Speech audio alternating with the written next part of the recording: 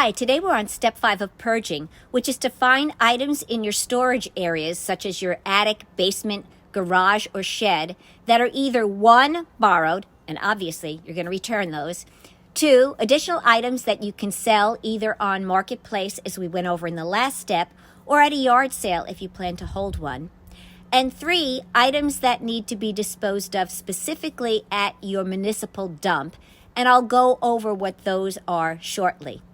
I realize that these storage areas are big and it can feel overwhelming. All of us struggle with motivation, but you can do this. Stick to your plan, days and times, just like it's a job. Set an alarm on your phone for your start and end times. As discussed previously, 2-hour time blocks work well. If you are moving and in a time crunch, do 2 hours and stop.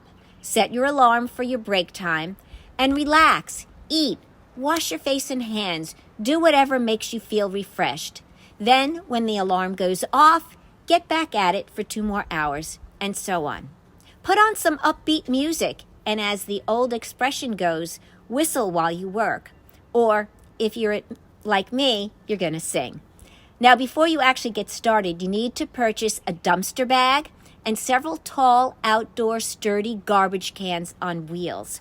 You can purchase a dumpster bag for about $30 or $40 on Amazon or at any of the hardware chains.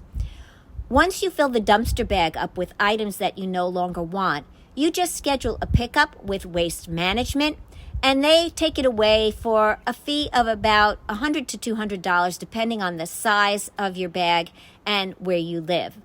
You can put everything in a dumpster bag except for the following items: electronics, asbestos, propane, chemicals, fluorescent bulbs, toxic or hazardous waste, fuel, liquids, medical waste, paint, oil, food, batteries, appliances, tires, and yard waste. These items need to be disposed of according to your municipality's regulations, likely by bringing them to a dump.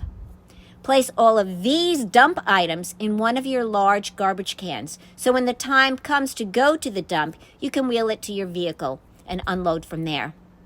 Paint that you do not plan to use can also go to Habitat for Humanity's Restore if there is one near you, but if there isn't one nearby, you can add kitty litter or shredded newspaper or cheap paint hardener to any cans of water-based paint that are less than 1/3 full, and leave them uncapped to dry.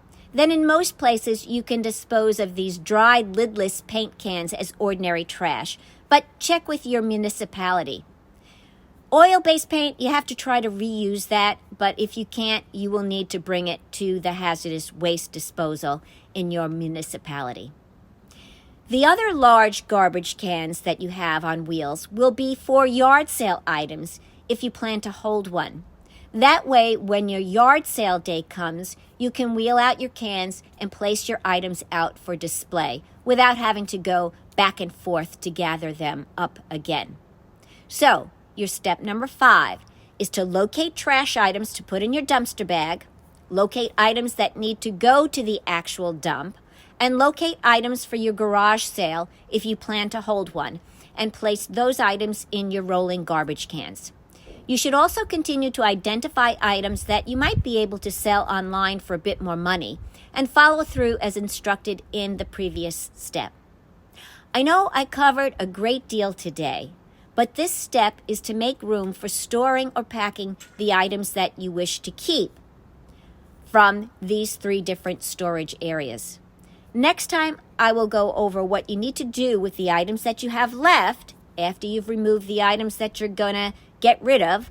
And I'll also cover how to decide whether to keep items or toss them, which can be very challenging for many of us. I'm outside today because the deer were grazing out in the back. They're over in the corner now. I'm not sure that you can see them, but enjoy the view. Until next time, love you all.